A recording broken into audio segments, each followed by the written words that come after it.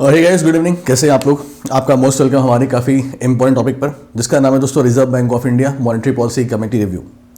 Monetary policy committee review या monetary policy review, उसकी हम बात करें गाइस। तो आपने खबर सुन ली होगी कि दिसंबर मंथ की मॉनेटरी पॉलिसी रिव्यू आ चुकी है। ये कौन सी रिव्यू थी, कौन से नंबर का रिव्यू था, हम सारी बात करेंगे, बिल्कुल बेसिक समझाएंगे क्या इसका मतलब होता है। देखिए दोस्तों, मॉनेटरी पॉलिसी हमारे देश में रिजर्व बैंक ऑफ इंडिया बनाती है और इसका ऑब्जेक्टिव होता है कि हमारे देश में ग्रोथ एंड डेवलपमेंट होता रहे और हमारे देश में इन्फ्लेशन या रिसेशन जैसी कंडीशन ना आए। ठीक है, तो ये पॉलिसी एक साल में कई बार आती है। एक साल में कई बार आती है, इसका मतलब क्या हुआ? पहले मैं थोड़ा चलता टॉपिक पर। देखिए दोस्तों, मॉनेटरी पॉलिसी रिव्यू दिसंबर मंथ, मैं आपसे क्या बोल रहा था कि हमारे देश में जो मॉनेटरी पॉलिसी आती है वो किसी भी फाइनेंशियल ईयर में, फॉर एग्जाम्पल अभी 21-22 का फाइनेंशियल ईयर चल रहा है, तो सॉरी 21-22 का फाइनेंशियल ईयर चल रहा है, तो 21-22 के फाइनेंशियल ईयर में ये पहले अप्रैल में आती है। अप्रैल में आती है, ठीक है।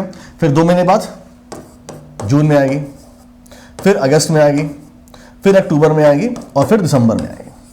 अब इसके बाद लास्ट ईयर फरवरी में आएगी।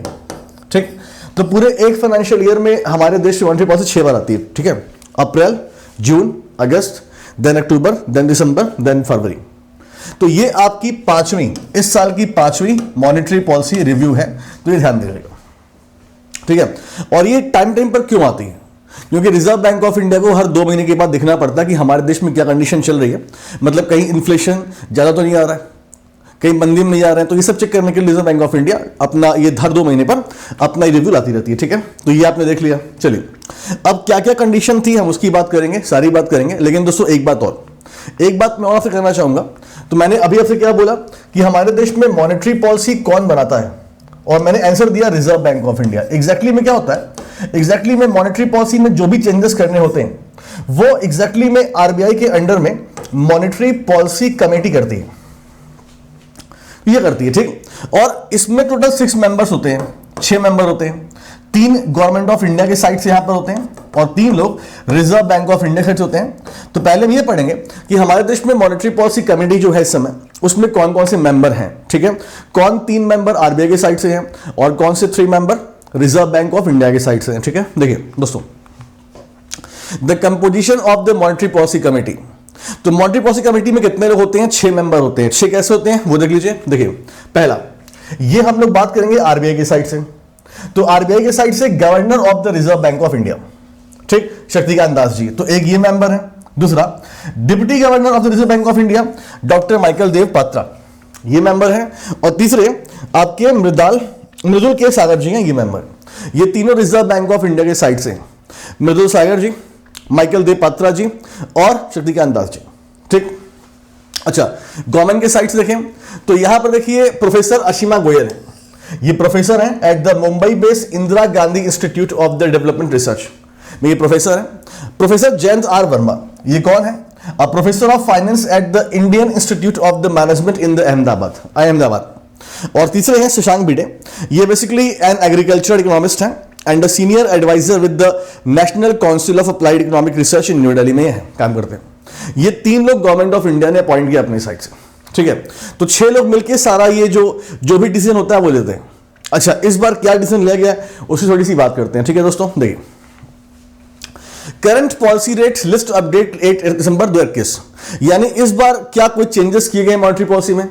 दोस्तों इस बार भी कोई चेंज नहीं किया गया है। अच्छा, हमको ये लग रहा था कि इस बार Reserve Bank of India repo rate कम करेगी, लेकिन शक्तिकांत दास जी ने साफ साफ बोला है कि ड्यू टू ओमिक्रॉन वायरस हो सकता है भविष्य में इसका इंपैक्ट इंडिया पर या पूरे ग्लोबल लेवल पर पड़े, और अगर ये अर्थव्यवस्था पे आ गया तो इसका मतलब ये है दोस्तों कि हमारे देश में कहीं ना कहीं एक साइड में डिफ्लेशन और एक साइड में इन्फ्लेशन देखने को मिल सकता है। इन्फ्लेशन कैसे है दोस्तों? भाई सिंपल सी बात है कि अगर मान लीजिए हमारे देश में एग्रीकल्चरल प्रोडक्ट्स या कोई आइटम्स आप तक नहीं पहुंचेंगे ड्यू टू द लॉकडाउन या कुछ भी कंडीशन, तो डिमांड इंक्रीज होगी, रही से प्राइस, डिमांड इंक्रीज होगी, सप्लाई हो नहीं पा रही है तो प्राइस बढ़ जाएंगी, है ना।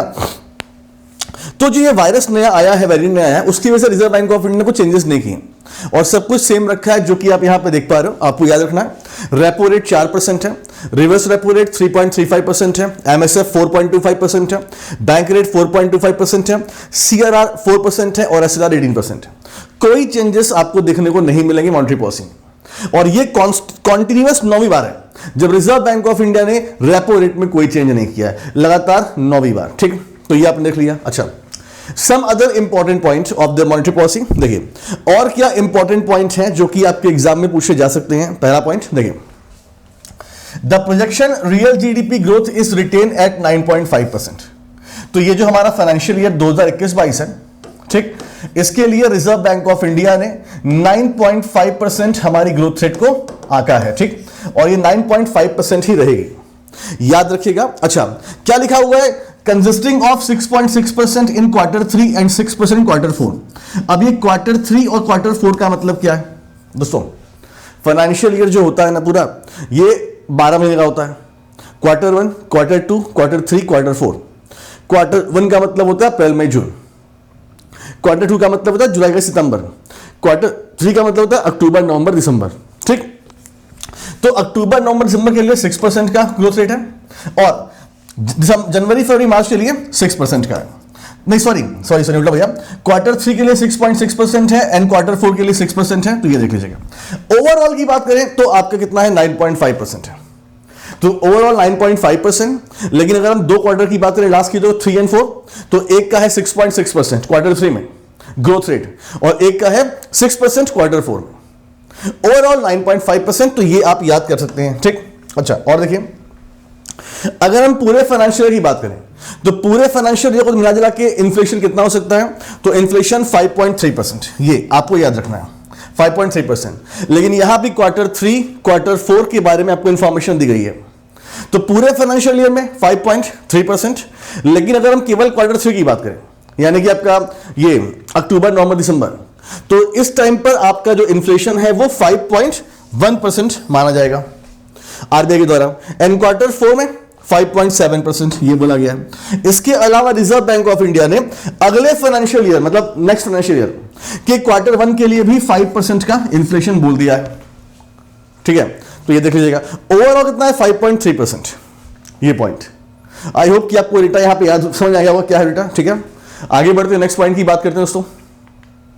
और देखिए अब यहां क्या बोला गया दोस्तों, आपको मैंने YouTube पे कुछ दिन पहले ही पढ़ाया था, रिजर्व बैंक ऑफ इंडिया की डायरेक्ट रिटेल स्कीम, जिसमें एक रिटेल इन्वेस्टर आरबीआई के साथ एक आरडीजी अकाउंट खोल सकता है और अपना पैसा गवर्नमेंट सिक्योरिटीज में लगा सकता है। और रिजर्व बैंक ने यह भी बोला था कि भाई आप अपने सेविंग अकाउंट को इस आरडीजी अकाउंट से लिंक कर सकते हो और आप यूपीआई से भी, जैसे फोन पे, गूगल पे, उससे भी आप पेमेंट कर सकते हो।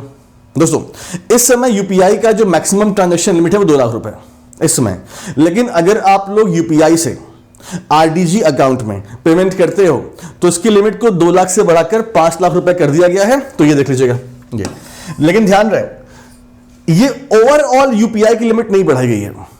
In the case of the RDG account, मतलब देखिए under the Reserve Bank of India retail direct scheme and IPO offering, दोनों केस में, मतलब मान लीजिए मैं अपनी बात करता हूं, मैं कल को एक आईपीओ खरीद रहा हूं, परचेस कर रहा हूं कोई शेयर, तब भी मैं यूपीआई से 5 लाख रुपए तक का ट्रांजैक्शन कर सकता हूं। यानी 2 केस के लिए आपका जो यूपीआई की लिमिट है वो 5 लाख है, बाकी 2 लाख रुपए ही है। देखिए, तो under the RBI retail direct scheme and IPO offering the governor raise the transaction limit to ₹5 lakh from the ₹2 lakh for the UPI payment. ध्यान देना, अगर तुम एग्जाम में जाते हो और एग्जाम में क्वेश्चन पूछा जाता है कि what is the maximum limit by UPI transaction, UPI, आप बोलेंगे 2 लाख रुपए। लेकिन 2 अपवाद हैं, अगर आप यूपीआई से ही पेमेंट कर रहे हो आईपीओ में या फिर रिजर्व बैंक ऑफ इंडिया के रिटेल डायरेक्ट स्कीम में, तो ये 5 लाख रुपए है। ठीक है, ये देखिए आप, ये पॉइंट बड़ा इंपॉर्टेंट है। ठीक, अच्छा, reserve Bank of India governor also granted on device wallet in UPI for the small value transaction. Reserve Bank of India आपके यूपीआई में कुछ चेंज कर रहा है और आपके यूपीआई में एक नया फीचर ऑन डिवाइस वॉलेट भी आपके में आ जाएगा। अब ये ऑन डिवाइस वॉलेट क्या है दोस्तों, तो इसके बारे में रिजर्व बैंक ऑफ इंडिया ने ज्यादा बात तो नहीं की है, लेकिन मुझे लगता है कि आपके यूपीआई में क्या होगा, आई थिंक, जैसे दोस्तों अभी क्या होता है कि आप लोग जब यूपीआई से पेमेंट करते हो, मान लो, ठीक है, तो आप लोग स्कैन करते हो, क्यूआर कोड स्कैन कर लेते हो, या मान लो कि आप लोग फोन नंबर से रिचार्ज कर लेते हो। अच्छा, मान लो एक बंदा आपके पास खड़ा है, उससे आपको पेमेंट लेना है, लेकिन वो बोल रहा है कि फोन नंबर पे मेरा यूपीआई है नहीं और मेरे पास कोई यूपीआई नहीं है, क्यूआर कोड नहीं है, मेरे पास डेबिट कार्ड है। तो डेबिट कार्ड से आप कैसे पेमेंट ले सकते हो? तो मेरे हिसाब से रिजर्व बैंक ऑफ इंडिया आपके यूपीआई में क्या करने वाला है, एक सॉफ्ट पॉइंट ऑफ सेल एक फीचर ऐड कर देगा। मतलब कि अब आप कार्ड का जो होता है ना, कार्ड का जो लोग कार्ड स्वैप करते हैं, तो कुछ ऐसा फीचर आएगा कि आप कार्ड से भी पेमेंट ले सकते हो। ये मेरे ख्याल से होगा ऑन डिवाइस वॉलेट, ये जो नया चीज आया, ठीक है। और ये जो पेमेंट जाएगा वो वॉलेट में जाएगा, वो अकाउंट में नहीं आएगा, वॉलेट में आएगा। तो एक पॉइंट ये देख लीजिएगा, ठीक है। और देखिए एक बात और बोली गई है, bank can infuse capital in overseas branches without RBI approval. इसका मतलब जैसे मान लीजिए स्टेट बैंक ऑफ इंडिया की बात करते हैं, स्टेट बैंक ऑफ इंडिया की ब्रांच इंडिया में तो है, स्टेट बैंक ऑफ इंडिया की ब्रांच न्यूयॉर्क में भी है। अब न्यूयॉर्क जो है वो ओवरसीज ब्रांच हो गई। हमारे देश की ब्रांच जो भारत से बाहर है उसे हम क्या बोलते हैं, ओवरसीज ब्रांच बोलते हैं। अब मान लीजिए ओवरसीज बैंक लॉस में है, और उस लॉस को कवर करने के लिए स्टेट बैंक ऑफ इंडिया चाहता है कि वो अपने पास जो प्रॉफिट है उसमें से पैसा निकाले और अपनी न्यूयॉर्क वाली ब्रांच को दे दे। तो पहले ये पॉसिबल नहीं था, आपको रिजर्व बैंक ऑफ इंडिया से अप्रूवल लेना पड़ता था, लेकिन अब विदाउट अप्रूवल आप पैसा डाल सकते हो उस ब्रांचेस में, ठीक है। एक पॉइंट हमारा ये हो गया। आगे बढ़ते हैं next point, bank can infuse capital, ये तो हो गया हमारा पॉइंट ना, हो गया, sorry. Next point, the MPC voted unanimously 5-1 to maintain the accommodative stance. इसका मतलब क्या हुआ, आपको इस बातों पर ध्यान देना पड़ेगा कि रिजर्व बैंक ऑफ इंडिया का स्टैंस क्या है। अच्छा, जब आप लोग देखो क्रिकेट मैच, अगर आप लोग देखते हो सचिन को आधे से पहले खेलने, तो सचिन पहले आके अपना स्टैंस लेते थे, अपना कि मिड में है कि नहीं है, फिर खड़े खेलते थे, है ना, स्टैंस। आप किस तरफ खड़े हो, आपकी सोच क्या है एग्जैक्टली में? जब तक कोविड-19 नहीं आया था, रिजर्व बैंक ऑफ इंडिया का अपना जो स्टैंस था वो था न्यूट्रल। न्यूट्रल मतलब कि गवर्नमेंट ऑफ इंडिया कुछ भी कहे, हम अपना काम करेंगे जो देश के लिए जरूरी है। लेकिन यहां हम क्या बात कर रहे हैं, अकोमोडेटिव। इसका मतलब क्या होता है कि देश के लिए जरूरी जो होगा वो हम गवर्नमेंट के साथ मिलकर करेंगे, यानी गवर्नमेंट की बात भी हम मानेंगे। अकोमोडेटिव स्टैंस, ठीक है। तो reserve Bank of India accommodative stance पे ही रहेगा अपने। यहां पे 5-1 क्या है देखो, तो ये कुछ है नहीं एग्जैक्टली में। क्या होता है दोस्तों, 6 मेंबर होते हैं, 6 मेंबर मॉनेटरी पॉलिसी कमेटी में। तो जब भी हम किसी पॉइंट पे डिसीजन ले रहे तो वोटिंग होती है। तो 5-1 का मतलब क्या हुआ, एक बंदे ने वोट किया होगा कि नहीं अकोमोडेटिव नहीं होना चाहिए, और 5 इसके पक्ष में होंगे, तो मेजॉरिटी यहां पर है, तो ये पॉइंट लागू हो गया, ठीक है। तो इस तरह होता है। तो ये कुछ बड़े पॉइंट थे जो मैंने एक्सप्लेन किया आपको दोस्तों, कि रिजर्व बैंक ऑफ इंडिया की मॉनेटरी पॉलिसी कमेटी में इस बार क्या चीजें थी, ठीक। और दोस्तों अगर आप हमारे चैनल पर नए हैं तो हमारे चैनल को सब्सक्राइब कर सकते हैं। उसके पहले अगर मैं आपको इन्फॉर्मेशन देना चाहूं दोस्तों, तो देखिए यहां पर ध्यान से देखिएगा। तो दोस्तों ये हमारी टीम एवीपी है और हमारा बैच 8 तारीख से लाइव हो रहा है। इस वीडियो के नीचे आपको कोर्स का लिंक मिल जाएगा, आप यहां पे इनरोल पे क्लिक करेंगे, तो क्लिक करते ही क्या होगा, आपके सामने पेमेंट का ऑप्शन आएगा, ठीक है। पेमेंट का ऑप्शन आएगा, आप पेमेंट कर सकते हैं। और अगर आप हमारा कोड यूज करेंगे, हमारा कोड है AVP10, तो आपको 10% का डिस्काउंट मिलेगा और आप एडमिशन ले सकते हैं हमारे कोर्सेज में, ठीक है दोस्तों, ठीक है। और राइट नाउ ऑफर चल रहा है इस समय। अगर आप बैंक एग्जाम परचेस करते हैं तो 1 साल के लिए 4 महीने और 2 साल के लिए 8 महीने का आपको एक्स्ट्रा बेनिफिट भी मिल रहा है, ठीक, ये ध्यान दीजिएगा। और हर संडे को आपका अनअकैडमी कॉम्बैट होता है, वो भी देख लीजिएगा। तो यहां पे आपको लेना पड़ता है एनरोलमेंट, और इनरोल के लिए हमारा कोड आपको यूज करना पड़ता है दोस्तों। ये मेरी प्रोफाइल है अभिजीत मिश्रा, अनअकैडमी पर जाइए, सर्च ऑप्शन पे नाम मेरा सर्च करिए और मेरे कोर्सेज आप देख पाएंगे और मुझे फॉलो कर लीजिए, तो मेरे सारे क्लास आपको देखने को मिल जाएंगे, ठीक है। और फिर वही बात दोस्तों, हमारे वीडियो को लाइक कर दें और वीडियो कैसा लगा हमें कमेंट करें। Thank you so much.